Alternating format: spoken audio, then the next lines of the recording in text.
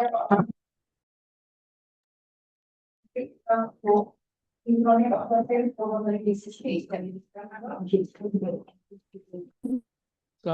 pagi dokter dan rekan-rekan semuanya. Pada kesempatan kali ini saya mau membawakan presentasi tentang usulan penelitian yaitu efek threshold inspiratory muscle training on peak cock flow in chronic obstructive pulmonary disease patient. Jadi ini tabelnya. Oke. Seperti yang kita tahu bahwa PPOK masih menjadi major global health burden di mana di tahun 2021 3,5 juta kematian terjadi akibat penyakit ini dan menjadikan PPOK menjadi penyebab keempat terbanyak kematian secara global, di mana prevalensi pada usia di atas 40 tahun itu mencapai 12,6% dan di Indonesia diperkirakan 4,5 sampai 5,6 penduduk itu mengalami PPOK, di mana gejala PPOK itu secara klinis ditandai dengan sesak napas, batuk kronik, produksi sputum, di mana produksi sputumnya ini yang bersifat chronic mucosial secretion, keterbatasan aktivitas dan penurunan kualitas hidup. Pada pasien PPOK yang stabil, batuk efektif menjadi fokus utama karena adanya yang namanya sputum production yang bersifat kronik. Namun belum begitu banyak penelitian tentang PCF pada pasien PPOK, padahal batuk efektif pada PPOK itu sangat penting karena ketika batuk efektif itu menurun, secret menjadi tertahan dan dapat menyebabkan kolonisasi dari bakteri. Kolonisasi bakteri ini bisa menyebabkan risiko infeksi berulang, memperburuk gejala, dan yang paling berat adalah terjadinya eksaserbasi dari PPOK, di mana PPOK sendiri merupakan major prognosis, di mana eh, Gold melaporkan bahwa adanya mortalitas 5 tahun itu sekitar kurang lebih 50%, di mana dari meta-analisis juga dijumpai bahwa dari 65.000 pasien, 66,2% terjadi mortalitas dalam 1 tahun, 12,2%-nya readmission, dan readmission per tahunnya itu sekitar 38,2. Sehingga menjaga batuk efektif dan pembersihan jalan napas menjadi target penting untuk rehabilitasi paru, untuk memutus siklus retensi sekret, infeksi, dan yang terakhir diharapkan tidak terjadinya eksaserbasi pada pasien PPO. Di satu sisi PCF itu alat yang simpel untuk menilai dari aliran udara maksimal pada saat ketika batuk yang dihasilkan oleh batuk, di mana pemeriksaan ini bisa menjadi salah satu penilaian untuk apakah batuk efektif atau tidaknya. Untuk threshold yang digunakan biasanya 270, walaupun threshold 270 ini bukan dari pasien PPOK. Beberapa evidence mengatakan bahwa pasien yang mengalami eksaserbasi, nilai PCF-nya lebih rendah dibandingkan yang stabil.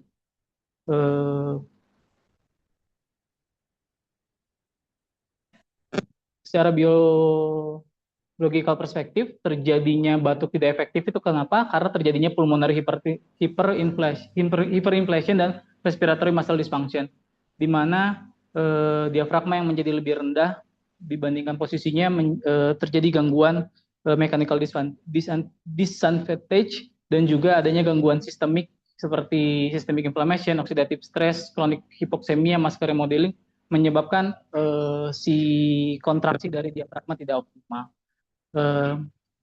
Batuk memang PCF memang menilai dari ekspirasi batuk, tapi untuk terjadinya batuk yang efektif diperlukan untuk inspirasi yang adekuat, sehingga adanya gangguan pada otot-otot diafragma yang menyebabkan precox inspiratory volumenya menurun, akan terjadinya gangguan MIP dan juga menyebabkan batuk menjadi tidak efektif. Dan di sisi lain, inspiratory muscle training ini latihan resisten training yang terbukti dapat mengimprove inspiratory muscle strength dan memperbaiki kualitas hidup dari pasien PPOK. Sehingga dari uraian sebelumnya, penurunan batuk efektif pada pasien PPOK berkaitan dengan pulmonary hyperinflation dan kelemahan otot inspirasi yang bisa menyebabkan gangguan dari precox inspiration dan menyebabkan batuk menjadi tidak efektif. Dan di satu sisi IMT telah terbukti untuk meningkatkan kekuatan otot inspirasi dan gejala pada pasien PPOK. Namun efektivitas IMT terhadap PCF terhadap batuk terhadap PCF masih belum jelas, sehingga menjadi fokus penelitian. Sehingga riset background-nya apakah IMT dapat memperbaiki batuk efektif pada pasien yang diukur dari PCF pada pasien PPOK yang stabil. Lalu studi objektifnya menilai threshold IMT pada PCF pasien PPOK stabil. Diharapkan benefit dari penelitian ini untuk klinisi, threshold IMT dapat meningkatkan batuk efektif. Lalu eh, menjadi tambahan bahwa PCF menjadi salah satu rehabilitasi assessment dan follow up pasien pada COP. Dan yang diharapkan juga bahwa PCF ini bisa menjadi IMT dan PCF ini bisa menjadi preventif strategi untuk mengurangi dari eksaserbasi pada pasien PPOK. Ini literatur research-nya seperti yang kita tahu bahwa PPOK merupakan penyakit yang dapat dicegah dan tidak terlaksana, di mana langsung tangkap.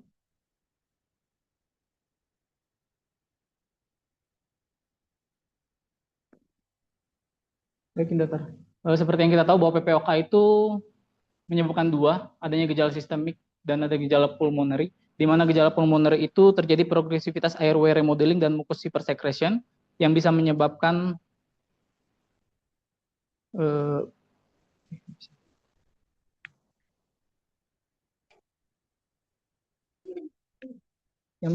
airflow limitation dan impairment mucus ciliary. Lalu ada juga bisa menyebabkan parenchymal destruction, menyebabkan elastisitas, di mana pada pulmonary pathway ini terjadi yang namanya pulmonary hyperinflation, menyebabkan si diafragma itu kemampuan dari mekanikalnya mengalami gangguan. Lalu untuk gejala sistemiknya adanya stres oksidatif yang berlebihan, terus kronik hipoksemia dan lain-lain, itu menyebabkan skeletal muscle dysfunction termasuk dari otot-otot diafragma. Adanya gangguan pada diafragma itu mempengaruhi dari precoc-inspiratory volume yang nantinya akan menyebabkan si gangguan dari batuk efektif dan menjadi pencetus dari gangguan airway clearance. Dan diharapkan pemberian IMT itu dapat dapat membantu menguatkan kembali otot-otot diafragma sehingga precoc inspiratory volume-nya terpenuhi sehingga batuk menjadi lebih efektif.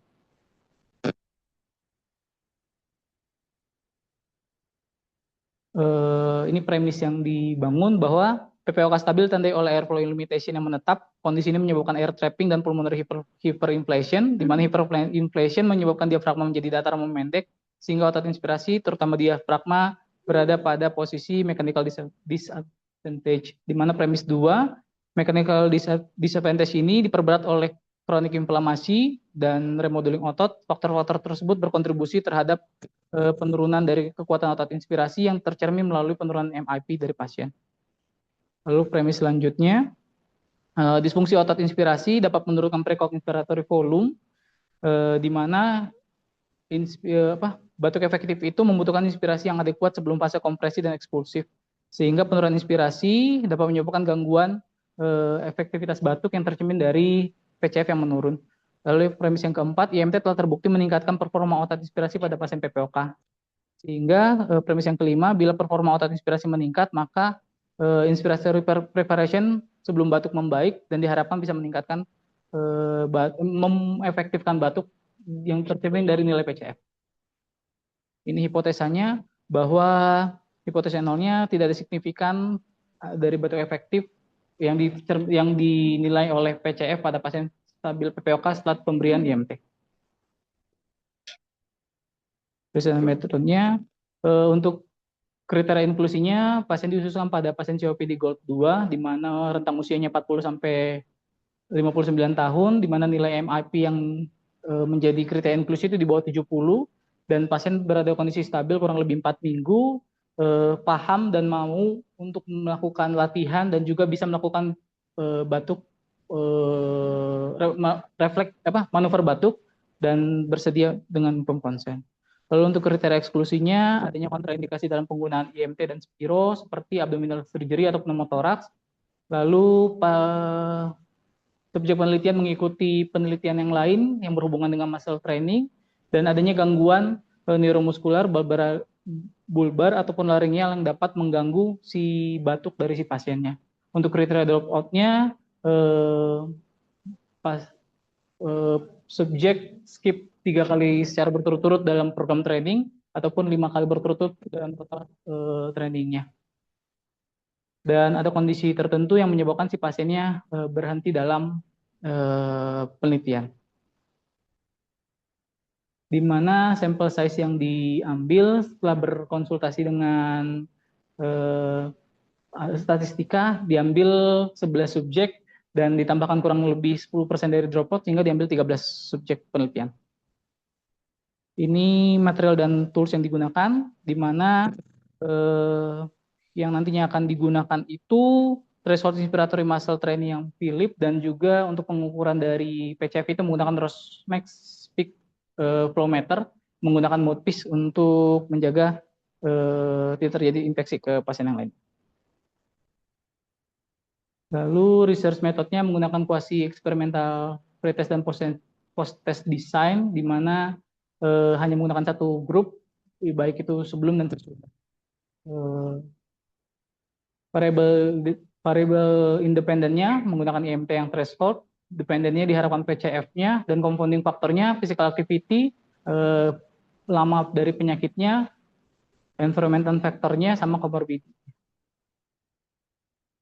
Ini beberapa operasional prosedurnya. Lalu nantinya datanya akan dianalisis dengan menggunakan SPSS, baik itu min dan dinilai dengan dites jika normal data dan will consult dengan numerical. Lalu ini riset protokol dan data koleksinya dilakukan di Poliklinik Rotin Sulu. Sebelum dilakukan intervensi, dilakukan pre-intervensi dengan MIP pressure, di mana si pasiennya disuruh menarik inspiratory secara maksimal dan diambil yang tertingginya. PCF juga sama, pasien dalam posisi duduk menggunakan Rosmax, disuruh batuk 3 kali, dinilai yang tertingginya. Lalu untuk threshold-nya menggunakan ya EMP threshold, di mana protokolnya itu di minggu pertama 30% dari MIP yang dua diukur, minggu kedua, minggu ketiga, minggu keempat 40% dan minggu kelima keenam 50%. Lalu setelah 6 minggu dinilai kembali di PCF-nya.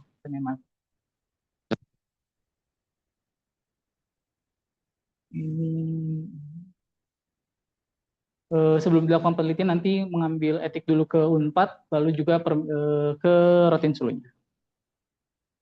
Ini research flow-nya, bahwa pasien yang stabil untuk studi dilakukan informed consent, anamnesis dan pemeriksaan pasien, lalu memberikan informed consent pada pasien, lalu melakukan penilaian sebelum dilakukan intervensi dan melakukan intervensi IMT. Setelah 6 minggu dilakukan kembali penilaian terhadap PCF pasien.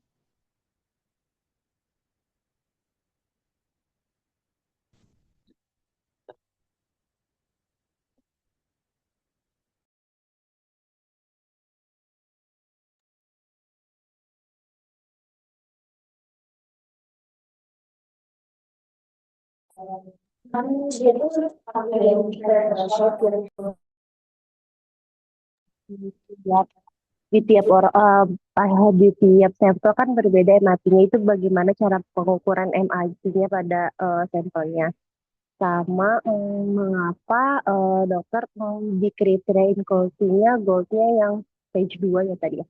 Itu aja dok, terima kasih.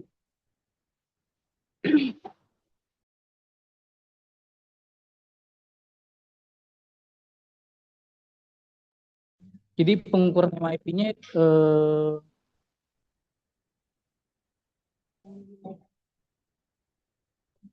yang ini dok. Jadi pengukurannya yang pertama ya kita lakukan MIP-nya dulu, terus si pasiennya itu dapat berapa. Kalau di sampel yang mau diambil oleh kita itu yang di bawah 70 dokter. Dengan harapan bahwa ketika dia di bawah 70 udah ada gangguan yang namanya inspiratory muscle-nya udah terjadi gangguan. Biasanya kalau yang di bawah 70. Sehingga kita tahu bahwa pada pasien tersebut kondisi patologisnya udah terjadi dokter. yang pertama. Terus untuk pengukurannya ya pengukuran seperti biasa sih dokter, pengukuran MIP biasa. Misalnya didapatkan nilainya 60, baru kita sesuaikan dengan protokol yang akan dilakukan. Apakah 30%-nya itu berapa dari hasil 60. Lalu untuk selanjutnya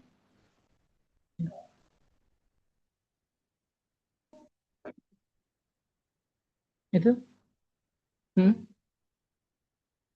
ada lagi alatnya lagi dokter. Ada alatnya lagi selain. Jadi nanti dari nilai awalnya eh, ada menggunakan step-stepnya enggak dok, tapi pakai ini dok, MIP-nya. Pakai manometer sama. Jadi apa aja sih yang harus dilakukan pertama kali itu ngapain lebih detail aja. Itu yang pertama. Terus yang pertanyaan kedua, kenapa pasien PPOK stage 2? Jadi kan jadi penelitian ini kan saya mau mencari apakah IMD itu berpengaruh terhadap eh, eh, diafragma sama PCF-nya dokter. Sehingga saya mencari pasien yang tidak terlalu klinisnya tidak terlalu berat, tidak terlalu ringan. Kalau dari penelitian, gangguan patologis itu memang sudah terjadi pada gol 1 dan gol 2. Sehingga gol 2 saya rasa lebih aman dibandingkan gol 1 karena gol 1 bisa aja takutnya sailing efek karena nilainya udah terlalu bagus di awal dokter. Sedangkan gol 2 pasiennya kondisi patologis sudah ada tapi masih bisa kondisi patologis masih ada dokter. Sedangkan gol 3 gol 4 biasanya kondisinya lebih berat dokter. Sehingga ditakutkan nanti kalau saya include dalam penelitian terjadinya perburukan pada pasien bisa jadi drop out si pasien itu. Jadi satu menghomogenkan dari si sampel penelitiannya. Terus juga dari strukturalnya kan udah dapat dokter bahwa pasien itu terjadi gangguan si diafragmanya. Sehingga kerja dari IMT yang diharapkan untuk meningkatkan diafragma itu ada dokter. Udah, lagi ya. Patri dulu ya.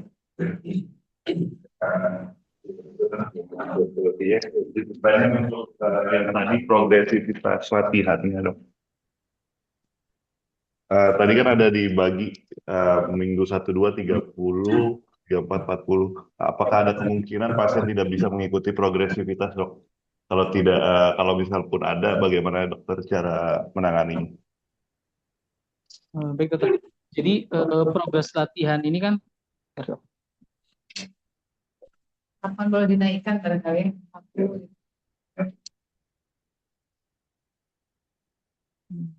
kalau dia belum sampai apa tetap itu atau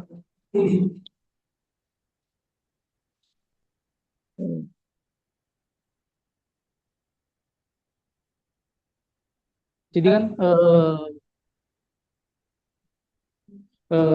pro-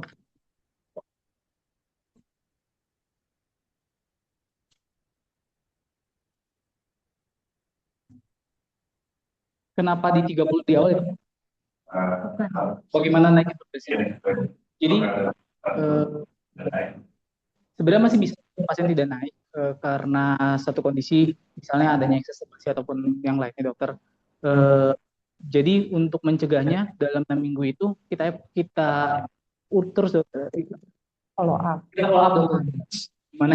Terus kita follow up dokter. Biasanya nantinya rencana saya itu tiap minggu itu dokter akan melakukan video dokter ataupun memasukkan mereka ke dalam grup di mana nanti di grup itu berkomunikasi apakah latihan yang kita berikan sudah sesuai dengan instruksi atau tidaknya dokter. Lalu habis itu eh, menanyakan gejala klinis dari si pasiennya, apakah ada udah berikan atau tidaknya. Dan yang terakhir eh, di minggu itu saya berencana video call terhadap pasiennya untuk menilai apakah IMT-nya bisa naik atau tidak dokter. Kalau ternyata tidak naik, dosis yang diberikannya tetap dosis yang di bawah dokter. Karena kalau dari penelitian, beberapa penelitian dengan dosis 30 itu masih cukup dokter untuk memberikan perubahan pada si diafragma. Iya.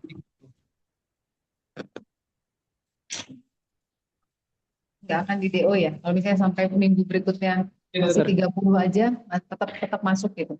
Betul, Nggak dokter. akan. Ya, dokter. Jadi kalau dari kan udah ada dokter penelitian Cochrane tentang GMT pada pasien PPOK, dokter. Jadi di situ dikatakan bahwa MIP di atas 30 itu sudah cukup dokter, untuk memberikan respon terhadap stimulus di otot buat diafragmanya berkembang, ya motor recruitment dan lain-lainnya berkembang, dokter. Jadi ada hasilnya. Tapi kalau di bawah 30 MIP-nya nggak ada hasilnya. Artinya maksud saya gini, dokter itu kan nanya kalau misalnya dia tetap di 30 sampai akhir pun, menurut Dipos itu juga tidak akan bermasalah gitu. Dia akan tetap ada hasilnya. Gitu. Walaupun kita kasih di 30 terus sampai minggu ke-6 misalnya, dia nggak ada perubahan terus gitu. Jadi dia nggak naik. Patokan naiknya apa sih, Dek? Patokan naik, Patokan kamu mau naikin ke 40 tuh apa gitu? eh, di box scale-nya harus Ya, nggak tahu saya apa Ya, menurut Dipos. ya karena ini kan penelitian saya sebetulnya. Jadi patokannya adalah waktu. Ketika secara teori ketika dilatih strengthening dengan 5 kali dalam seminggu dengan beban 30% dari MIP, itu seharusnya dia akan ada progres kenaikan, dokter. Apalagi sudah dilatih dalam waktu 2 minggu gitu. Cuman memang kalau ada kejadian luar biasa, artinya misalkan dalam 2 minggu ada eksaserbasi atau apa, dia tidak latihan, kan berarti itu di kriteria drop out. Ada nggak dia tidak latihan selama berapa sesi gitu. Tapi maksudnya indikator bahwa oke dia boleh naik gitu nggak ada. Pasien Waktu 2 minggu, dok, yang hanya waktu aja, jadi hanya nggak waktu saja. ada indikasi misalnya apa. Karena motor recruitment, strengthening exercise itu akan sudah muncul perubahan secara fisiologis itu setelah 2 minggu. Jadi kita berdasarkan fisiologi itu. Nggak ada ya. Maksudnya untuk pasien safety-nya gitu dokter dia. Kan biasanya kalau pasien safety kita mau naikin, misalnya kita mau strengthening nih, mau dinaikin, kan ada indikatornya. Jadi misalnya entah hand grip-nya sudah sekian, misalnya gitu. Kalau dari latihan, bukan latihan pernapasan tapi ya kayak latihan Iya, iya. otot aja. Iya, iya, Kan iya. ada standarnya nih kalau kita mau naik harus berapa dulu tuh. Nanti Karena apa? kita pakai board scale aja nanti ya, ada ke untuk ditambahkan box scale untuk nilai pasiennya mampu atau tidaknya untuk Ya, menaikkan. kalau misalnya dia Jadi bagus, kita akan menaikkan di 2 minggu, tapi ketika dalam menaikkan dosis itu ada keluhan, itu nah nah itu keluhannya apa? mungkin itu aja sih. Jadi safety-nya berarti Iya, nanti di pasien epic. safety. Itu kan Pak. Saya tadi soalnya mau nanya itu juga. Ya.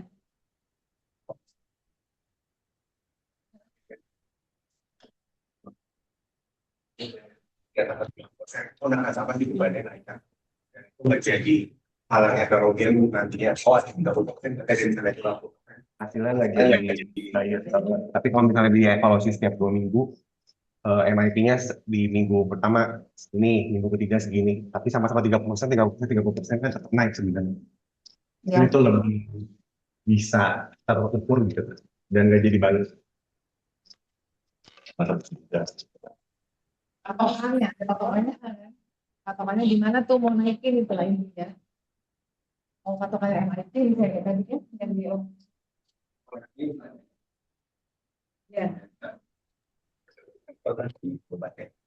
Ya tetap naik, tapi pas ya betul, cuman karena kan Beda ya. tapi pasti Beda. tekanannya strength-nya akan beda. Maksudnya betul pasti naik karena sudah ada fracture-nya pasti sudah naik gitu. Ketika diambil 30% lagi itu tidak progressive load untuk strengthening exercise, bukan begitu kan? Tapi kan harus naik intensitasnya. Betul. Kita nggak pakai 30, 30, 30 tidak kan? Tapi kan harus 30, 40, 50% gitu. Iya, tetap progressive load. Di awal aja. Di awal aja, karena memang kita punya alat MIP juga sayang-sayangnya susah alatnya gitu kan ya. Dan ini juga alatnya kan kita pakai power breath gitu ya, power breath. Jadi apa ya maksudnya kita sayang-sayang aja gitu. Kalau bisa hanya di awal dan di akhir ya sudah gitu. Tadi dokter Dian kalau misalnya ya pasiennya kan 30 nih udah dilatih 2 minggu. 2 minggu 30. Terus kemudian ternyata dia dari indikator dia nggak mungkin bisa dinaikkan ke 40 misalnya, atau dia ada relapse. Artinya kan dia tetap 30 tuh nggak akan dinaikin kan. Nah, Nah, terus nanti kemudian habis itu masih ternyata ada lagi gitu. Itu apakah tetap akan dimasukkan atau di drop out? Sebetulnya kita lihat lah, ini belum terbayangkan gitu ya, tapi seandainya itu memang masuk kriteria exclude, karena kan kenapa dia tidak latihan, kenapa dia tidak naik? Karena secara fisiologis harusnya naik gitu. Kenapa dia tidak naik? Berarti apakah dia tidak latihan atau apa? Itu sih dok. Karena kalau secara teori dia rutin latihan harusnya menaik. Iya. Makanya harus dipikirkan juga kalau tidaknya kan negatifnya gitu. Kita kan nggak selalu positif terus ya. Harus dipikirkan kemungkinan kalau misalnya nanti enggak tuh gimana gitu. Jadi nggak apa-apa secara teori seperti itu. Tapi kalau negatifnya tuh gimana gitu. Apa yang akan kita lakukan kalau misalnya ternyata dia nggak apakah mau dikeluarkan dari kriteria inklusinya drop Drop out. out-nya. Jadi kalau memang dia tidak naik dengan dia tidak latihan 3 kali berturut-turut atau 5 kali tidak latihan, berarti kan udah drop out.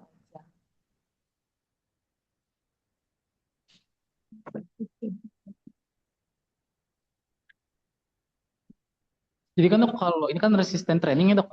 Berarti kan si pasiennya yang menentukan apakah dia mampu atau tidaknya dokter kan. Di mana si MAP ini kan dibatasi dari penelitian 30 sampai kurang lebih 60 dokter, batas aman dari si pasien PPOK. Karena kalau dia terlalu ringan, motor recruitnya tidak ada. Sedangkan terlalu berat, diafragma yang terjadi gangguan malah makin kritik dan nyeri dokter. Nah kalau Kita misalnya sebetulnya hanya di pertama kan, itu, iya awal dok. aja.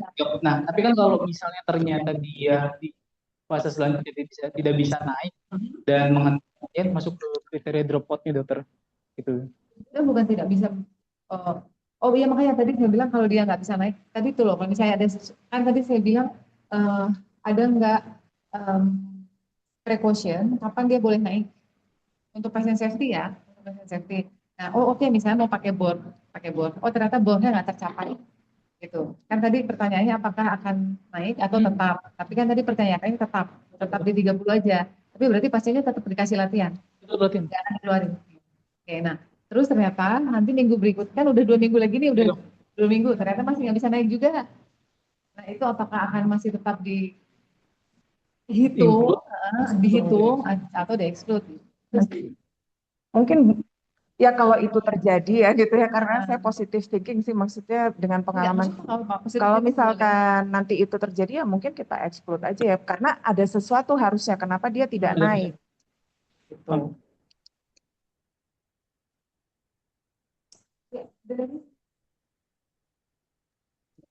Ya, sebelumnya selamat untuk dokter Nikos. Artinya tambahin aja kriteria drop out-nya bahwa tidak bisa naik intensitasnya.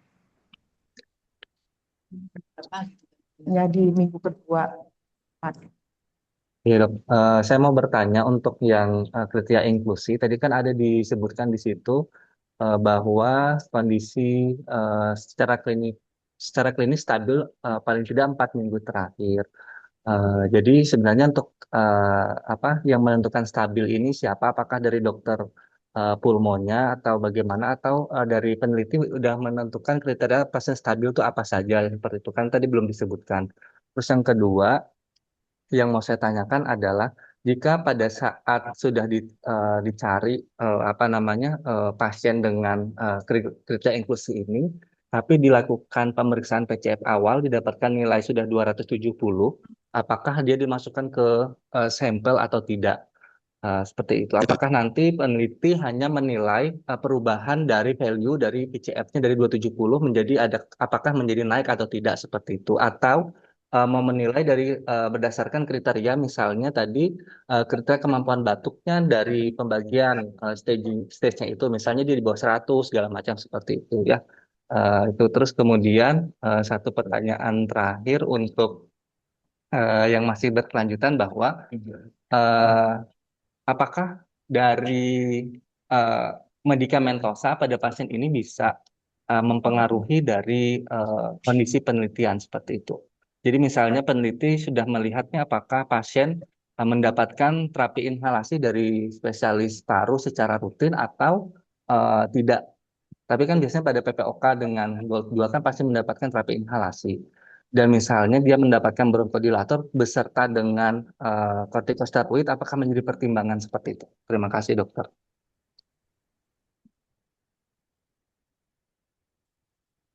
Baik, yang pertama dok, yang kriteria stabil dulu ya dok.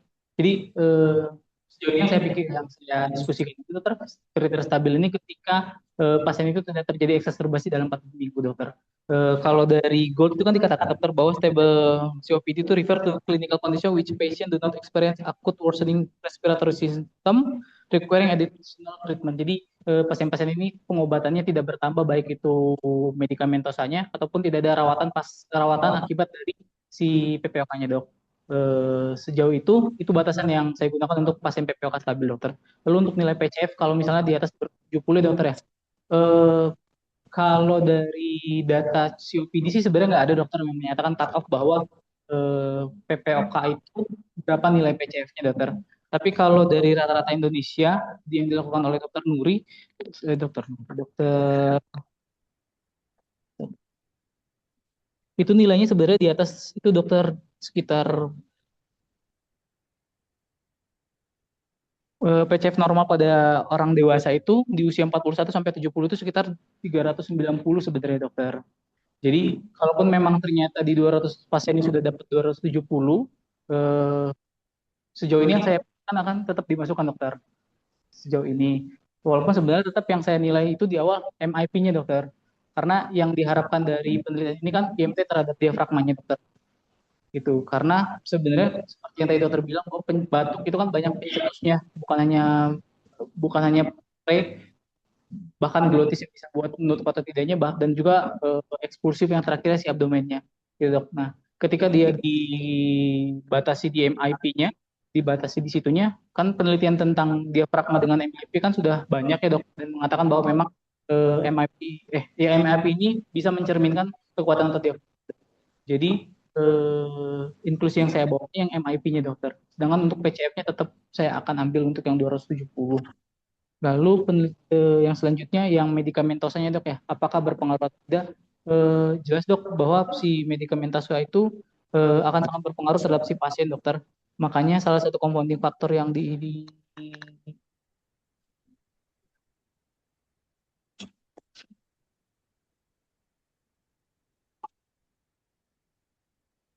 Ya, saya tulis belum dimasuk.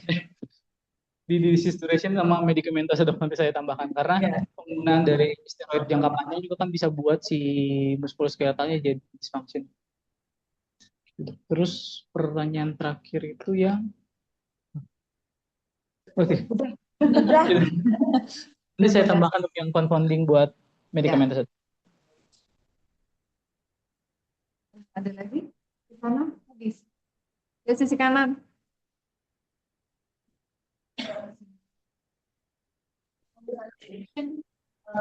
Ya, pastinya nanti akan video untuk follow up-nya seperti itu dari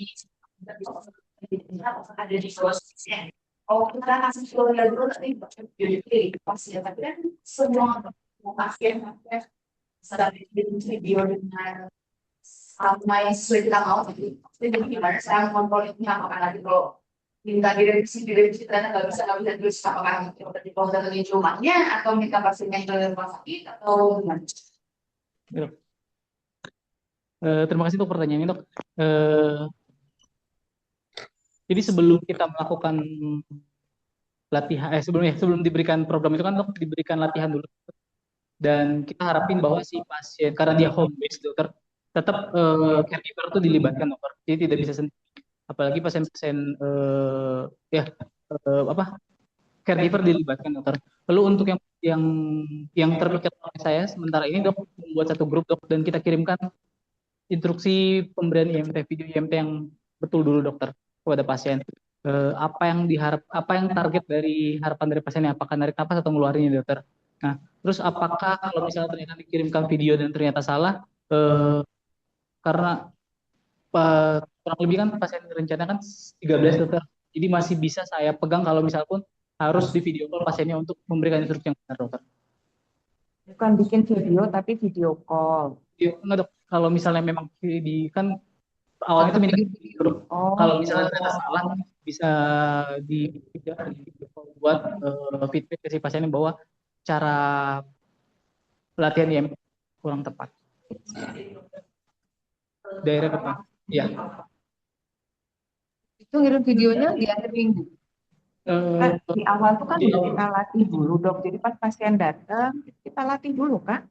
Terus tadi yang ngasih video itu apa maksudnya? Ini dok kan tapi dok dilatih di pada saat di tempat dok. Nah, seminggu ini kan tetap harus di follow up dokter Iya. apakah dalam pelaksanaannya memang sesuai atau tidaknya dokter. Baru dikirim video. Nah, itu dikirim video maksudnya videonya siapa? Video Pasiennya dok. Oh yang pertama kita kirim dulu video dok, pemberian yang betulnya dok. Baru kita minta feedback ke si pasiennya sama keluarganya untuk mengirimkan video si pasiennya untuk cara latihannya. latihan Ya, gitu. Dan itu dilakukan setiap minggu. di awal aja. Oh di awal. Jadi tadi video call-nya untuk memastikan. Kalau misalnya ternyata masih sama. Ya, tapi kan hanya pada saat minggu pertama aja ya. Di minggu berikutnya emang enggak kan? Dan nilai benar apa salahnya gitu. Sejauh ini sih yang kepikiran bela. Nah harusnya udah kalau udah salah kita perbaiki dan itu betul udah kan dok. Iya. Karena latihannya Pastinya ya. satu alat itu aja kok. Ya maksudnya dianggap mampu lah gitu. Dari kognisi, sisi kognisi nggak dinilai. Kan Kemampuan pasien untuk bisa ada ya? Atau saya kelewat kali ya?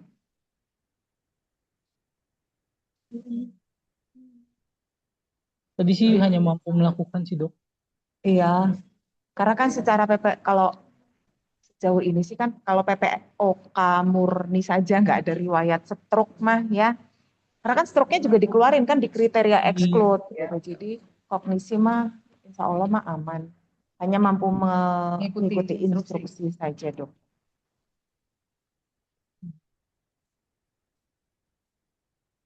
Ada lagi? Ya, silakan.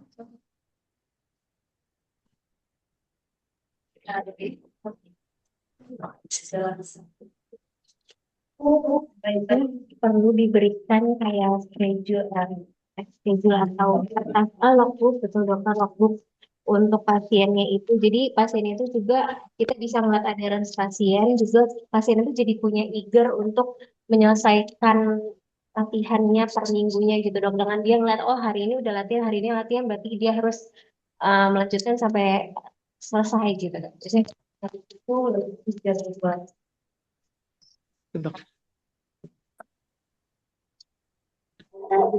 Eh, saya lupa nyampe dok. apa udah ada? Sebenarnya udah ada sih dok. Oh, Salah satu contoh ini demi ini.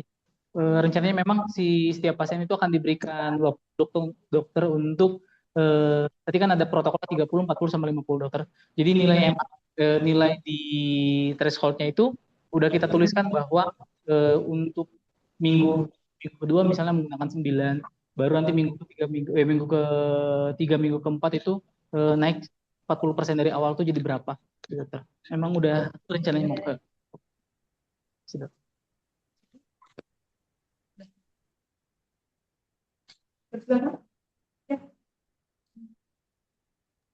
Untuk penggunaan alat IMT sendiri, tadi saya ingat ada lihat ada dua alat tadi ya dari dokter Tikus. Untuk rencananya, untuk dokter di pos memakai alat yang mana dan alasannya apa ya dok? Terima kasih. Terima kasih dokter untuk pertanyaannya. Jadi yang digunakan tuh yang sebelah kiri dokter, yang threshold IMT dokter. Sebenarnya kalau dari penelitian antara threshold IMT sama restriktif ini tidak jauh banyak berbeda dokter. Namun di threshold ini lebih jelas si tahanan sama lebih terukur dokter, sehingga pada saat pemberian pada pasiennya kita bisa jelas dokter memberikan arahan. Sedangkan kalau si restriktif ini eh, itu yang pertama dokter lebih terukur. Terus yang kedua, kalau yang threshold ini dia itu kan si springnya dokter, jadi harus benar-benar sesuai dengan tahanannya agar springnya ini bisa ketarik dok, yang ininya. Jadi dia harus benar-benar ada kekuatannya dulu, baru bisa menariknya. Sedangkan yang si restriktif ini eh, si inspiratory valve ini masih bisa masuk, si ininya masih bisa masuk si udaranya. Jadi nggak mesti kekuatannya tercukupi biar si springnya bisa terbuka.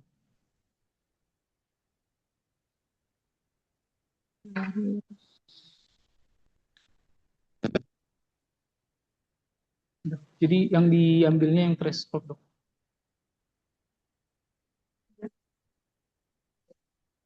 Ada adik-adik? Nggak ada.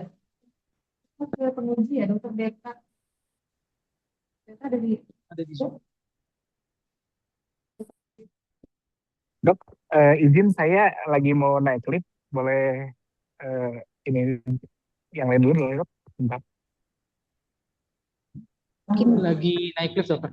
oh, mungkin dari trainee Dok, kalau trainee iya, ada mau ada. nanya. Ya silakan dokter Thomas, dokter Yeni, dokter Mei. Yeni, dokter Meli, buka dok. Kemarin juga ada trainee ya. Kan? Nggak ada. Ada. Dari trainee, dokter Yeni, dokter Thomas, Iya, dokter Meli, kalau ada pertanyaan. Silakan dok. Dok, unmute. Dokter Yeni ada pertanyaan dok? eh apa untuk dokter di pos, alasan untuk memungkinkan diambil PPOK-nya berdasarkan kriteria apa?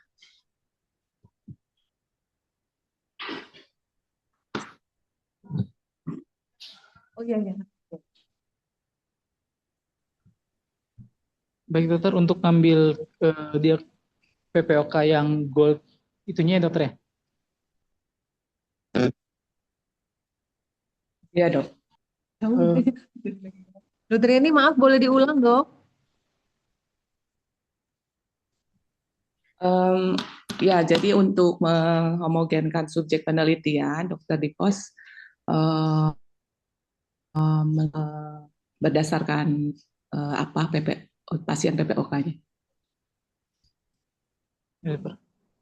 Baik dokter, terima kasih buat pertanyaan dokter. Jadi untuk menghomogenkan si penelitian, PPOK yang diambilnya dari ini dokter, dari hasil spironya dokter. Baik itu eh, kan saya kan nanti ngambilnya di rutin dulu dokter, yang notabene memang pasien-pasien respiratori kan rata-rata dirujuk ke sana dokter, sehingga rekam medis pasien baik itu spironya, posko bronchodilatornya itu ada dokter, dan saya ngambil datanya dari situ dokter, yang diambil dari gold 2-nya dokter. Jadi data rekam medis. Iya dokter, di awal. Kedua dari hasil spiro. Hasil spiro, gold 2 dan hasil spiro. Hasil spiro rekam medis. Jadi nanti gimana nih dokter di pos pas stepnya? Dokter di pos akan ngumpulin dulu semua yang gold 2, terus diteleponin satu-satu mau apa enggak gitu apa gimana? Rencananya seperti itu dokter. Jadi karena kan mau dihomogenkan ke pasiennya, baik itu usia, terus gold 2-nya dokter. Jadi Berarti kan seluruh pasien PPOK iya dok, yang ada di sana melalui MR ditapis dulu. betul dok. Diambil dulu dokter, baru nanti diambil, ditelepon, dihubungi satu-satu, setuju adanya untuk menjadi sampel penelitian, baru setelah itu dikumpulkan, baru dinilai, kan kurang lebih 13 sampel dokter. Kalau udah 13 sampel terpenuhi, penelitian dikerjakan. Mungkin itu di sini ya di research protokol harus ada ya. Biasanya kan kalau di sini kita cuman inklusif eksklusif kriteria, tapi diambilnya dari berarti bukan dari maksudnya dari IMR kan, data itu mau di screening dari MR dulu kan? Ya dok, rencananya ya dok, rencananya sih gitu dok. Semua pasien yang datang ke rehab medik dari tahun berapa sampai tahun berapa? Semua. Paling ngambil yang 3 bulan ke belakang untuk yang masih aktif ke rutin school. Dia lihat usianya, terus lihat goldnya, Di goldnya dokter, baru nanti dokter dihubungi. nelponin gitu. Ya mungkin itu nanti ditulis ya, Riset protokol. nanti di research protokol. Dokter Yani ada lagi?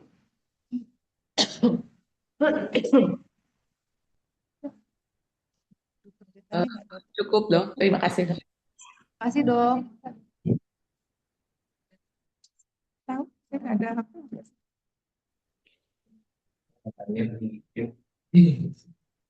Mengenai solusi ya,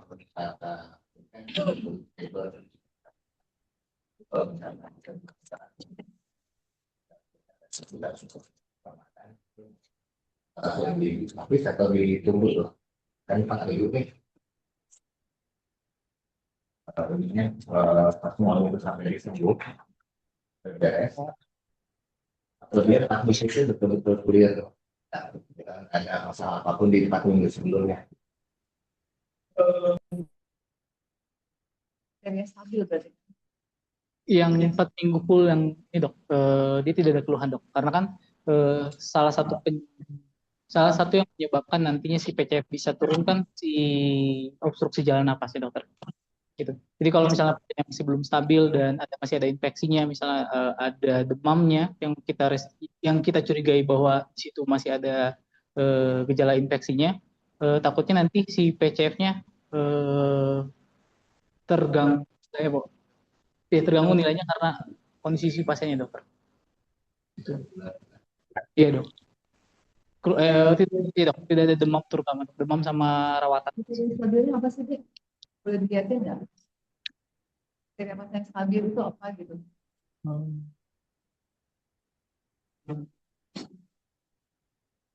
Belum saya masukin. Nah itu mungkin itu yang penting ya. Nanti Masukkan kita tahu. di DO aja ya.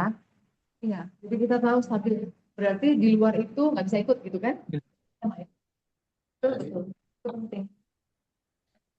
Akhirnya apakah dia ada desainnya bisa Nah itu gimana? berapa lama sih bisa operasi abdominal surgery itu berapa lama kira-kira nggak boleh ikut atau di Riset itu ya. Kata riset.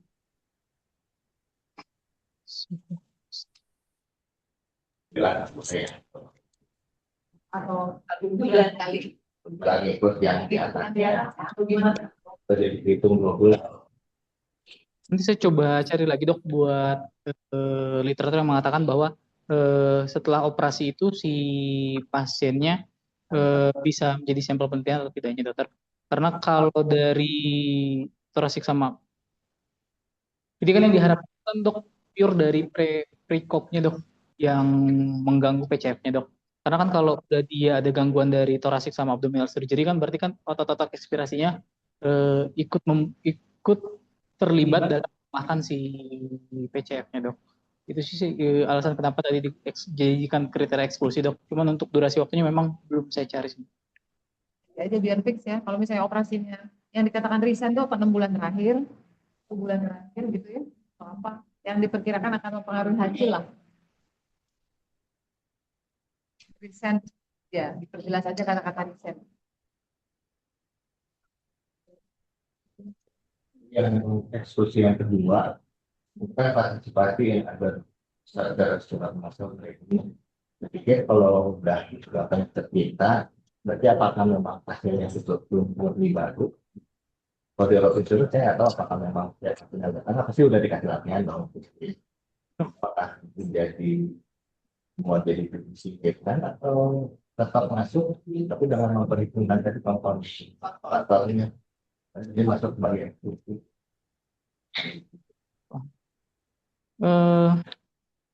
Jadi untuk kriteria eksklusinya itu kan sebenarnya yang diharapkan itu kan home base-nya itu home base dari IMT-nya dokter. Kalau pasiennya ikut ada pelatihan kardiopulmonar misalnya TRET dan lain-lain dok, itu dieksklusikan dok. Yang sejauh ini saya pikirkan dok karena kalau baca dari literatur sebenarnya tetap treatment terbaik untuk pasien PPOK itu tetap pulmonary rehabilitasi dokter. Bahkan ada beberapa penelitian yang mengatakan bahwa pulmonary rehabilitasi sendiri saja dengan pulmonary rehabilitasi disertai dengan IMT itu nggak jauh beda dok hasilnya. Karena di pulmonary rehabilitasi itu udah semuanya udah include baik itu aerobik dan lain-lainnya dok. Termasuk latihan batu efektif di situ kan ada dok berikan. Nah jadi kalau misalnya pasiennya memang ada latihan terstruktur baik itu yang diberikan oleh dokter rehab misalnya pelatihan kardiopulmonar dan lain-lain dieksklusi sejauh ini. Jadi karena kalau udah masuk ke rehab kan dapat latihan itu di pasal ini bahkan PPOK karena udah standarnya gitu ya. Kalau itu dikasih latihan pasan kalau pasal ini gitu. Ada orang itu pertimbangan. Oh, atau pasiennya udah nggak latihan lama gitu atau gimana kan? Tadi katanya di wash out. Mungkin nanti nanti kita pikirkan apakah tadi screening datanya nanti kita Ya kan, tanya screening tekniknya data. bisa kerja sama nggak sama dokter paru. Nah, Oh, jadi Dok, yang pasien-pasien tidak baru ya. Nah, jadi yang belum Ah, kerja. betul betul. Pasien udah rehab maksudnya atau ya itu tadi di wash out misalnya 2 minggu. Itu kan soalnya dokter Diko kan tadi bilang datanya 3 bulan terakhir ya. Ya 3 bulan terakhir kan. Artinya kalau 3 bulan terakhir kemungkinan dapat rehab ya program rehab harusnya gitu. Tapi kalau tadi dokter dia memikirkan bahwa nanti kita kerja sama dokter paru, nah itu mungkin bisa jadi alternatif tuh. Pasien baru gitu misalnya. Protokol aja kita nggak dapat. Ya kalau menjadi baru berarti ini berubah lagi, bukan melihat IMR berarti minta ke pasien, minta ke poliparu gitu kan? Kita nggak cek IMR. Nanti di itu ya, di protokol berarti. Dari 6 minggu itu kalau misalkan kan kalau tidak berurutan tuh ini ya sebenarnya satu eksekusi ya. Jadi kalau misalnya minggu pertama sudah, minggu kedua, minggu terakhir 2, baru tahunya tuh di akhir. Sayang tuh udah ngerjain kan. Ya, itu resiko berarti. keluar. Resiko. Tetap keluar. Udah termasuk si jumlah pasiennya udah termasuk kira-kira itu ya. Dekonya udah gitu kan? Udah dok 10%-nya 13, jadi 13. Betul banget ya.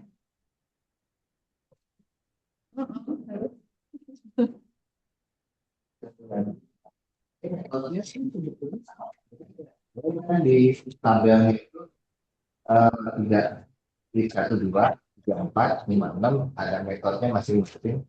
Kalau saya khususnya tidak perlu susah dari metode yang minggu 1, 2, minggu 3, 4 sama minggu 6. Alatnya sama yang Punya loadnya kayaknya. Dan kita bebannya beban. Ada. di metodenya kan 3-3-nya begitu. Itu adanya istirahat dulu 60 detik. Bikin set. Yang kedua enggak gitu ya. Yang satu mah nggak ada, yang kedua enggak, yang ketiga udah lagi harus. Sama sih dok. Ya udah disamain aja. Jadi takut ada kebingungan gitu. Kok nggak sama gitu ya standar 1 minggu, 2 minggu, 3. Oke dok, nanti saya pegang. Karena udah satu metode kan gitu. Oke dok. Iya, hanya intensitasnya berubah gitu. Apakah mempertimbangkan pada saat melakukan latihan pasien ada keluhan? Nah, itu Misalnya, filosofinya ini gimana?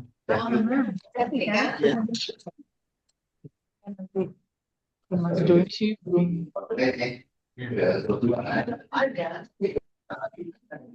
Latihannya tahu murah tadi ya. Ini ada keluhan apa yang penting harus diperhatikan oleh peneliti. Nanti belum kepikir sih dok ke sana dok. Karena kalau dari protokol sih sejauh ini yang 30% itu relatif aman sih dok katanya. Cuma memang nggak kepikir dok sampai ke tadi dok, apakah kapan naiknya, terus gejala pasien pas latihan itu kelelahan seperti apa? Ini dokter Lutfi, mangga dokter Deta. Dokter Dito, kalau saya lihat memang dari segi mortalitinya cukup lebih tinggi ya dibandingkan penelitian yang lain, biasanya kan seminggu dan sebagainya. Ketika flow itu saya dokter prescripsi, tapi ini kan one group menurut pertanyaan ini bagaimana dokter Dikos yakin bahwa peningkatannya itu bukan karena familiarisasi. Kan PCF itu ini ya, PCF itu effort dependent. familiaritas kalian aja itu bisa meningkatkan, ya kan? Maksudnya familiaritas alat sih, jadi ya ini apa itu bisa meningkatkan BTR gitu. Nah, bagi gue dokter Dikos bahwa eh, ya dari IMT gitu peningkatannya. Nah, mungkin ya karena yang lain, nah ini kalau boleh saya langsung saran aja ya. Kenapa nggak ada kontrol? Kontrol itu adalah kontrol itu misalnya teknik inspiratory muscle training yang lain atau sham yang IMT dan IMT-nya 10% gitu misalnya. Terus aja 10%. Iya, sama-sama IMT, tapi 10% aja terus misalnya. Kalau 5% terus. Terus dari itu dokter Dimas bisa mengatakan nanti di pembahasan bahwa peningkatan ini adalah karena progresi IMT yang dari 30, 40, 50 gitu. Seperti itu. Kalau misalnya one sided seperti ini, bisa aja merekomendasi alat, saya karena dia independen. Itu seperti gitu ya, nanti mungkin lebih tahu. Itu saran. Itu terus berikutnya adalah kalau saya emang mau tetap ya tetap one side one group ini, maksudnya kalau ke plan jadi terlalu rendah itu kan sayang banget gitu. Jadi juga nanya apa gitu kalau terjadi kenapa kalau pakai kontrol gitu, karena memang betul untuk membuktikan bahwa itu terjadi membuktikan bahwa memang ini kan KMT itu apa-apa jadi sama yang lain kan betul seperti itu. Jadi kalaupun misalnya ini mau one group itu jatuhnya tadi saya udah bilang itu pilot jadinya. Sebetulnya sayang ya, kenapa nggak langsung kan cuma 13 gitu, apakah memang ada kesulitan dalam penangkapan pengumpulan subjek misalnya gitu. Kalau hanya 13 sama 13 kan sebetulnya sedikit gitu ya menurut saya, tapi kalau memang kesulitan ya nanti nggak dibicarakan. Tapi betul sayang kalau nggak ada kontrol, karena itu jadi pertanyaan banget tuh kalau kita mau submit sesuatu ya, gimana kamu yakin ini tuh karena intervensi kamu gitu, bukan karena yang lain.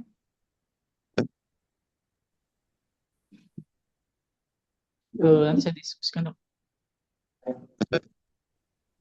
Nanti juga mungkin akan sedikit mengubah perhitungan sampel seperti itu. Bisa jadi per grupnya lebih sedikit bisa jadi, tapi gitu. Karena ini kan jadinya tes kontrol, ya pokoknya ada kontrol.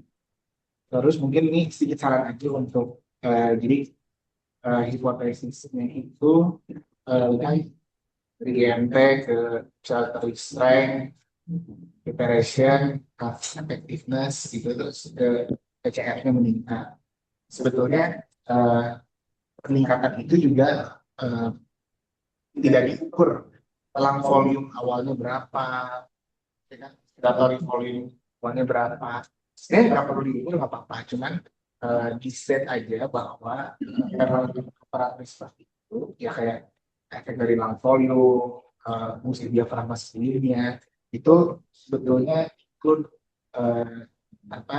dari peningkatan MIT-nya gitu, di set itu aja gitu, di hipotesis gitu. Walaupun nggak dinilai gitu. Meskipun nggak dinilai gitu, tapi diasumsikannya. Jadi maksudnya gini, katakanlah sebagai reviewer lah gitu ya, banyak loh. Ini kan laporannya gimana, ini gimana, nah diasumsikan bahwa dari yang different itu ya, maksudnya variasi volume, variasi diafragma function sendirinya itu sebetulnya tidak usah diperhitungkan karena ada peningkatan MIB-nya gitu, dilihat dari peningkatan MIB. Maksudnya buat ini ya, mobilitas itu gimana dong?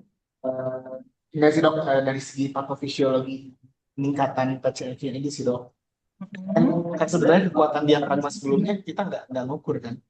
Ada MIP-nya, pakai MIP. Jadi MIP-nya di 70 ya tadi ya? Di berapa? Di Di bawah 70. Di bawah 70 itu untuk menunjukkan bahwa memang dia tidak normal, memang ada patologis ototnya. Tapi hanya itu.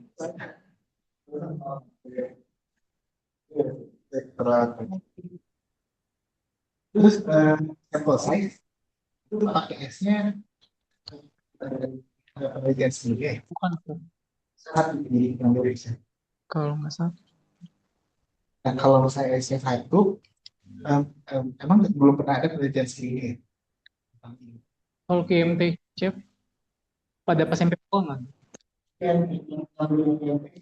Exercise dari penelitian yang sebelumnya gitu.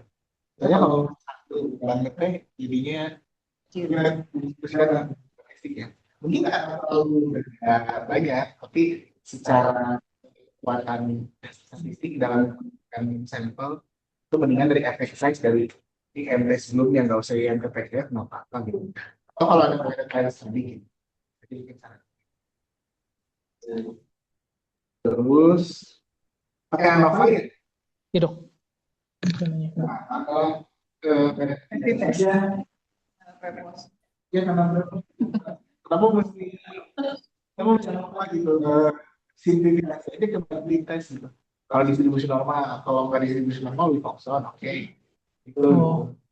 Jadi ya apakah ada pertimbangan atau gimana kalau misalnya memang enggak ya simplifikasi aja dengan verti tes gitu. Itu nanti ada kontrol ya. Setelah nanti ada kontrol, verti tes tetap bisa dipakai. Ada pertimbangan tertentu barangkali dokter di pos apa pakai ANOVA?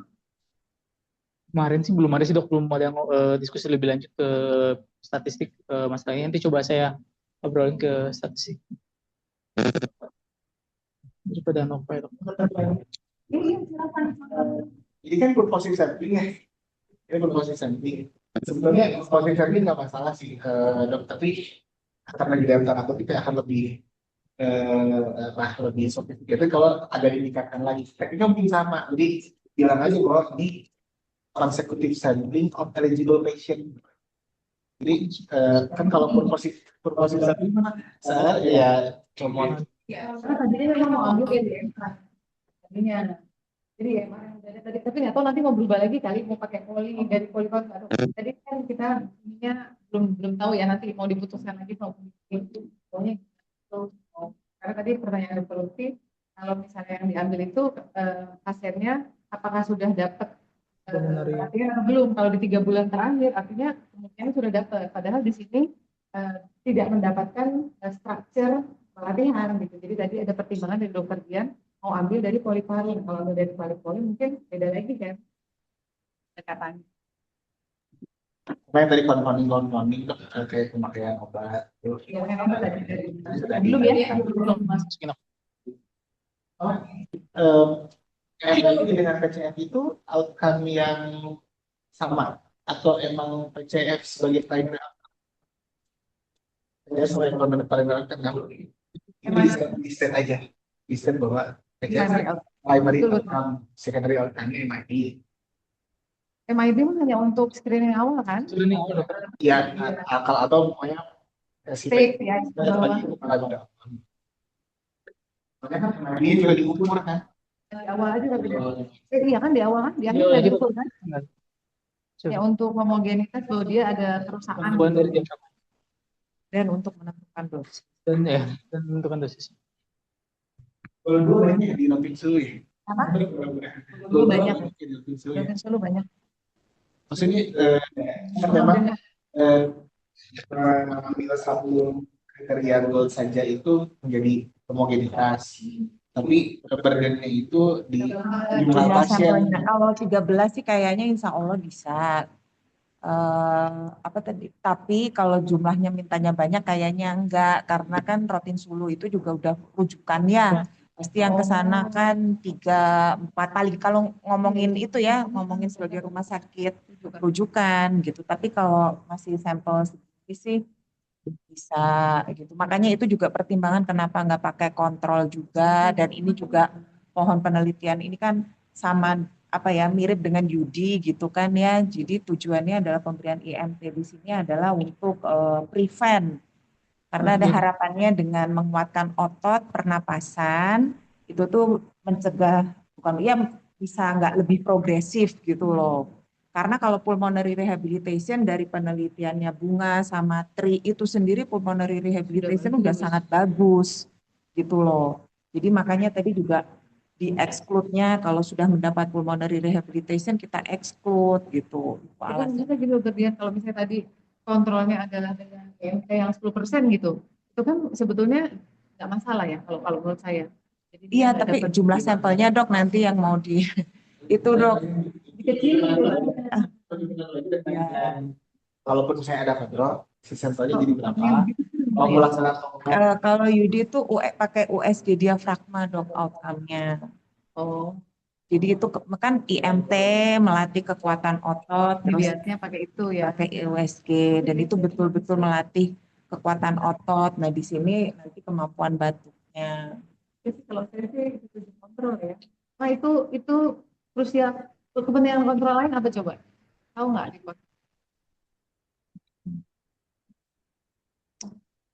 selain tadi dokter Rera kan udah bilang bahwa kita mau membuktikan ya apa betul itu karena memang latihan ini atau yang lain gitu. Nah, ada namanya efek deh. Jadi kita lihat itu implikasi klinisnya tuh gimana gitu. Apakah betul memang ya itu implikasi klinisnya seberapa besar sih dengan timah-timah kita jadi bisa lihat efek size kalau ada dua Kalau ya, ada ada kontrol. kontrol ya nanti memang nggak dipertimbangkan lagi ya. Oke.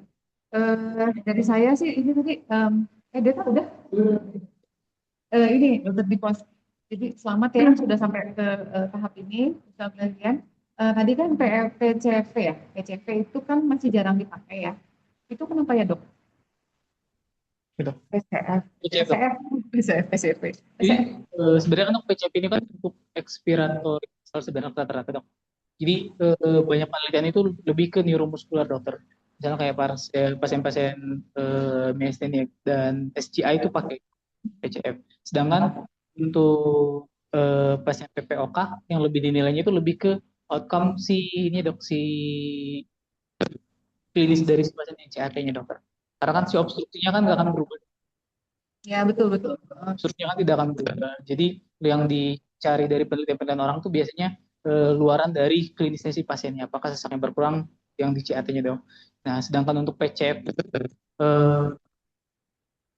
tidak dipilihan utama sih dok rata-rata karena Itu kenapa?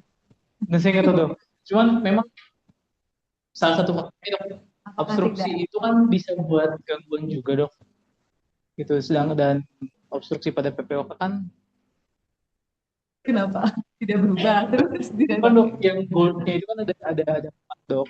Nah jadi si nilai PCF-nya ya memang varietasnya akan lebih banyak mas.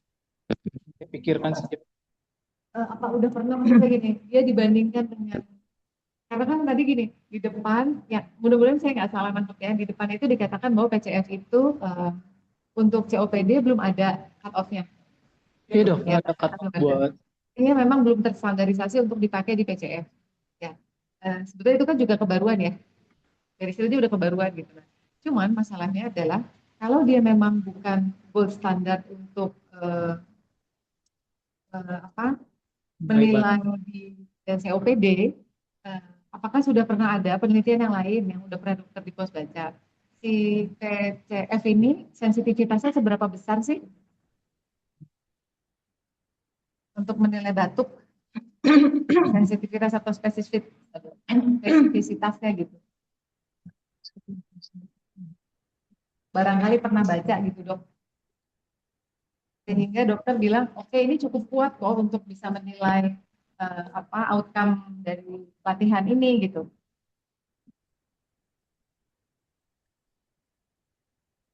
Mungkin pernah ada. Di penyakit lain juga nggak apa-apa, nggak harus COPD sih dok. Saya di penyakit yang neuromuskuler gitu. Nah itu dia pernah dibandingkan dengan yang lain, misalnya yang sejenis, yang sebagai gold standarnya dan ternyata itu bagus gitu dok.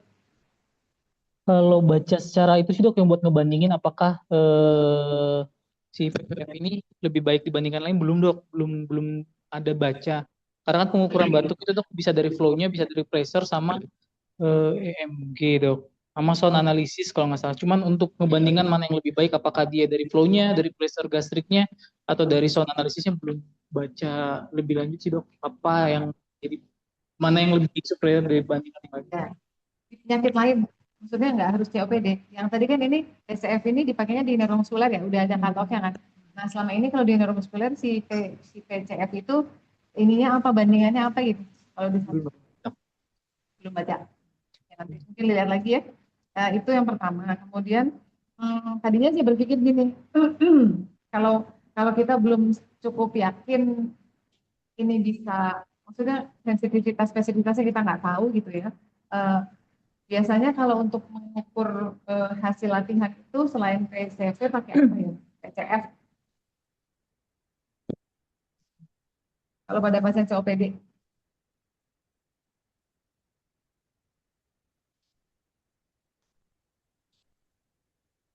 Hasil luarannya gitu lebih PCF.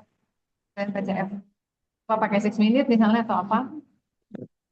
biasa sih dok yang luaran yang kayak sih gitu dok yang quality of life-nya. Yang lebih objek quality of life kan subjektif yang diobjektifkan gitu ya. Kalau yang secara ininya apa? Spirometri misalnya. Spirometri enggak. Kamu saya nanya Iya gitu. gitu. Karena Spiro juga kan ada beberapa ini sih nggak ada Nggak ada ya. perubahan. Jadi biarkan Dimas menjawab atau saya membantu menjawab. Jadi tadi saya udah belum aja loh ini tuh. Ya tuh kan mungkin ya. Ya udah nanti Bian akan menjawab ya, itu pertanyaan saya karena saya terus terang nggak terlalu paham gitu, jadi makanya saya nanya kalau selama ini tuh pakainya apa sih gitu. Jadi tadinya saya berpikir gini, karena PCF itu belum ada nilai standarnya, kan artinya belum jadi patokan. Nggak bisa jadi patokan bahwa misalnya yang bagus itu berapa gitu, atau sudah ada nilai PCF pada pasien COPD. Yang tadi dokter Nuri itu ya, ada pasien COPD. Itu pasien orang sehat tuh. Orang sehat. Orang Iya. sehat di Indonesia, Di Indonesia. peralatannya 380. Sebetulnya cut off itu tuh sudah ada dok. Udah Dari ada. Tapi itu untuk semua pasien apapun ya kan. Jadi kalau kurang dari 270 itu ineffective cuff, kurang dari 160 itu bukan neuromuskuler ya dok? Bukan, itu secara umum. Memang selama ini itu penelitian PCF itu kebanyakan pada neuromuscular disease karena emang kan kelemahan ototnya secara keseluruhan. Nah, ini memang kebaruan karena apa? Kan tadi efek sistemik sama lokal gitu kan ya. Secara lokal itu tadi udah dijelasin sebetulnya. Coba jelasin dong kerangka berpikir.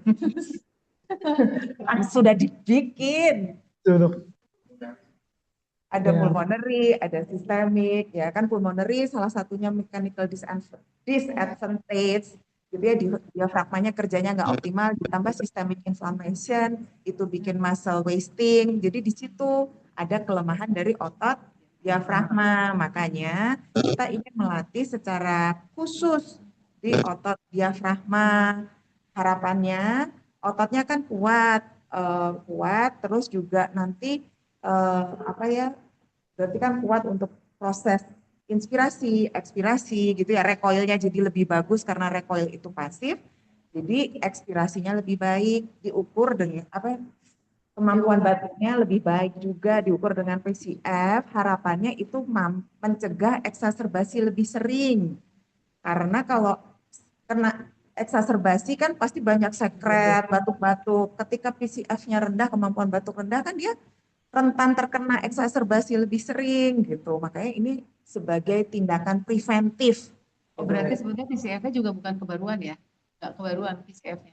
Memakai PCF sebagai parameter ini bukan kebaruan. Bukan, tapi pada PPOK baru. Karena biasanya dipakai pada neuromuscular disease. Kebaruannya di pos itu ada dua.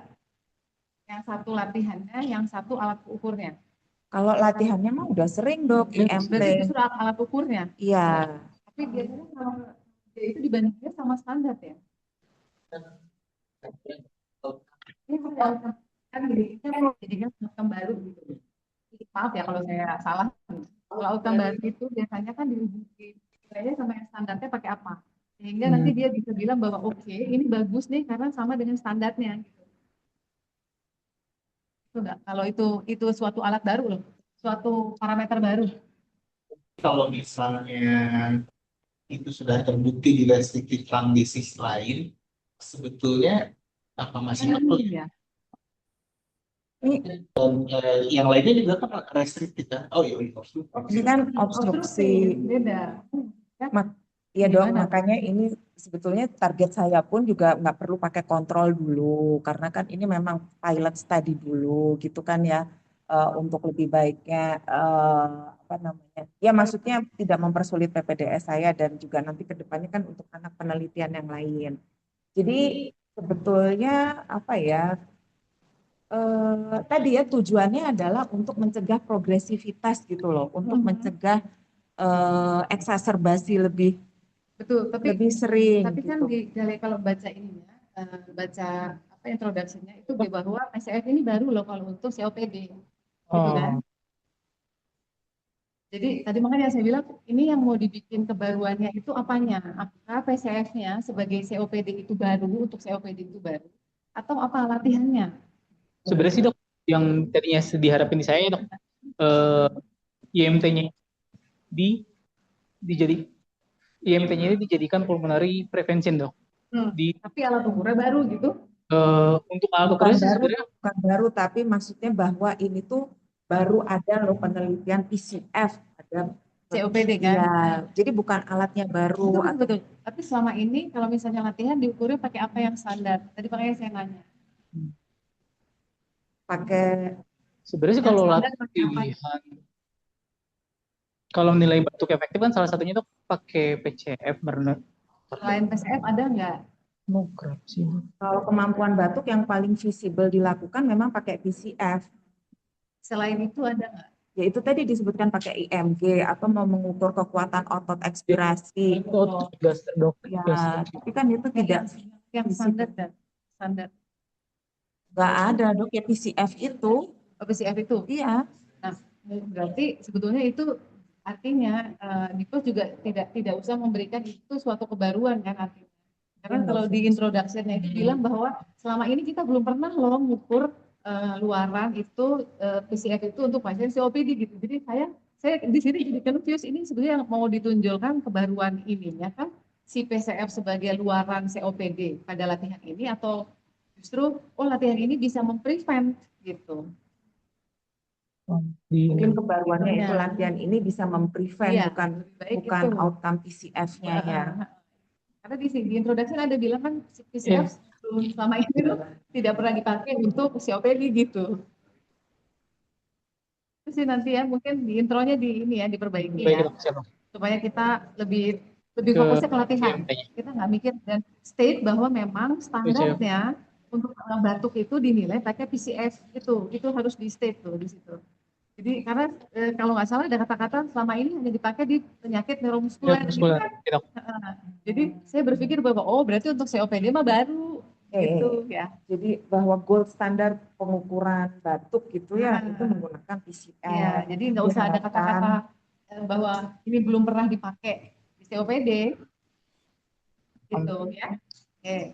Itu yang nggak tahu yang berapa lah ya, kedua kali. Kemudian berikutnya terkait dengan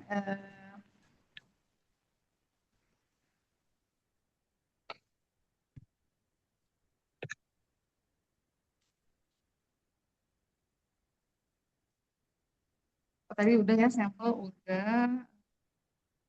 Kalau misalnya jadi nanti gini, kalau misalnya nanti mau memang bisa 2 sih alhamdulillah, tapi kalau misalnya 1 mungkin jadinya pilot ya, karena cuma sedikit gitu, jumlahnya cuma sedikit. Enggak, itu mah dipertimbangkan lagi aja nanti sama pembimbing. Kemudian nanti di pos juga kalau misalnya memang nggak mau pakai kontrol, artinya harus banyak sekali faktor yang memang nanti berpengaruh gitu, karena kita nggak pakai kontrol.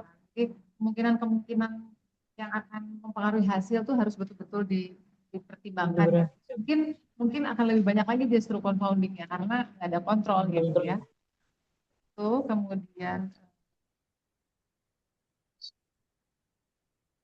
durasi intervensinya, jadi total tuh nanti 30 ya, 30 sesi. 30 sesi 5 kali. Kalau 5 kali berturut-turut berarti nggak ikut pertimbang ya, 5 kali session.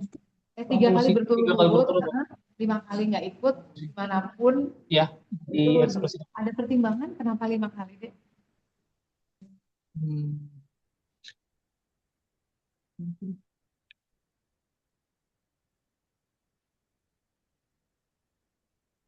Kenapa nggak 3 kali misalnya gitu? Kalau 3 kali berturut-turut itu oke lah ya, itu mungkin dari seminggu kan, berarti dia cuma 2 kali latihan gitu ya. Tapi kalau 5 kali itu maksudnya kenapa harus 5 kali gitu? ada pertimbangan tertentu misalnya. Belum baca sih dok lebih lanjutnya karena kan ambil protokol sebelumnya dok. Jadi Dilihat aja nanti saya kenapa coba cari kenapa sampai 5 kali harus 5 berturut. kali gitu ya. Apakah misalnya terbukti bahwa kalau dia drop out, bukan dia nggak ikut 5 Di kali dalam dari 30. 30 itu kan artinya 1/6 ya. 1/6 itu membuktikan tidak akan Hasilnya terjadi tidak. peningkatan misalnya kayak gitu. Tapi nggak Saya coba baca. ya pertimbangan.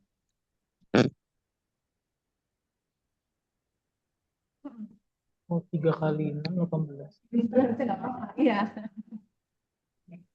Ya, nggak ada pertimbangan tertentu kan untuk memutuskan itu gitu ya. Oke, dari saya mungkin dulu Dokter Dian, baik, enggak dok? Oh ya baik, terima kasih ya. Saya sebagai pembimbing terima kasih masukannya dari PPDS maupun dari penguji gitu kan ya.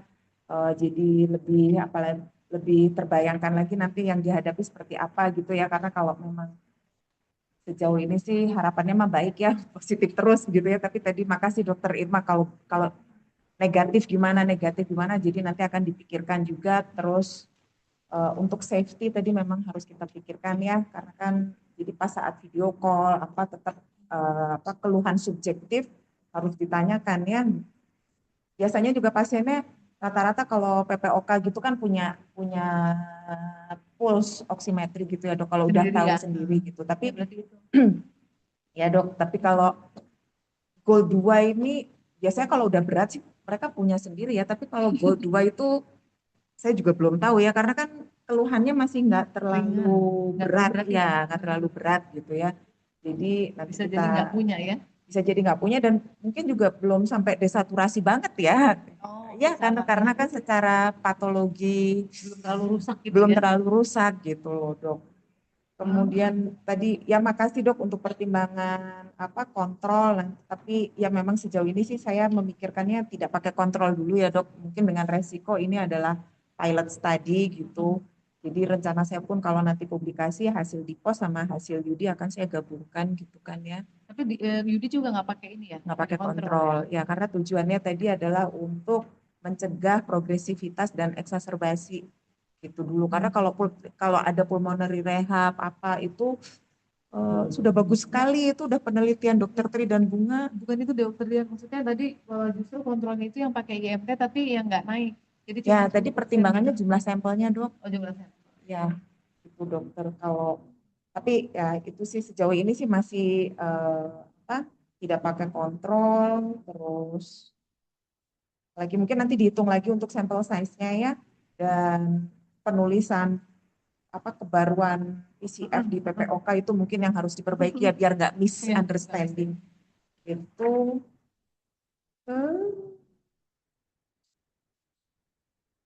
Bagaimana screening pasien itu nanti masuk dalam riset protokol kali ya, di posnya. Itu saja sih, terima kasih masukannya, makin membuat penelitian ini lebih fokus. Turnuhun dok ya. Dok. Ini dari Dokter Anesi saya bacain aja ya. Jadi kata beliau, dimasukkan dari beliau, ini saya mewakili, harusnya Dokter Dian dikasih ke saya. Oh nggak tahu siapa saya di sana, mungkin mau hubungi saya, agak GR dikit kan boleh. Jadi kalau beliau menyatakan bahwa ada confounding variabel yang mungkin masih harus dipertimbangkan lagi, seperti status nutrisi, kejadian eksaserbasi, tadi udah ditanyain sama dokter Lutfi, dan penggunaan steroid, betul tadi obat-obatan kan, dan udah masuk ya, karena aspek tersebut akan mempengaruhi fungsi diafragma. Dan berikutnya penggunaan istilah strengthening itu juga sebaiknya ditinjau kembali, karena secara dosis 30% dari MIT itu belum adekuat untuk meningkatkan strength. Apakah dibutuhkan minimal MIT 50%? Oh, saya nggak tahu ya di HP saya bagaimana, cuman kalau pada otot diafragma itu memang dipakainya 30 dokter. Udah naik ya? Sudah dok, kalau 50 itu berat banget dokter. 50 kan terakhir ya tadi kan? Ya, jadi memang beda strengthening pada otot diafragma dengan otot yang lain. Kalau otot yang lain maksudnya kalau kita otot ekstremitas ya itu memang intensitas sedang kan berapa 50 sampai 60 dan terus naik terus. Tapi kalau diafragma kita memang standarnya pakai di awal adalah 30 30 ya. dokter. Ini Gitu. kemudian pada prescription disamakan. Jadi tadi Dokter Lutfi udah bilang ya masalah tadi yang prescriptionnya kan tadi per minggunya itu loh sama dengan masukan dari Dokter Lutfi. Jadi tadi kan beda-beda tuh ada yang hold 60 ada yang enggak gitu ya. Jadi itu disamakan terus nanti tinggal dibedakannya di intensitasnya. Itu aja sih masuk. Baik. Terima Dari- kasih Dokter Arningsi masukannya. Dari Aksa ini ada datang Bapak statistik Enggak ya. Ini Bu Vita apa Bu? Pak? Ari. Enggak ada sih dok, enggak ada. Siapa? Bu Nur. Ya Nur Vita. Nur Vita. Oh, iya.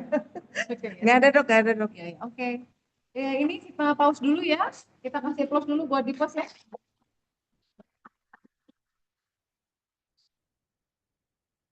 Silakan keluar dulu adik-adik.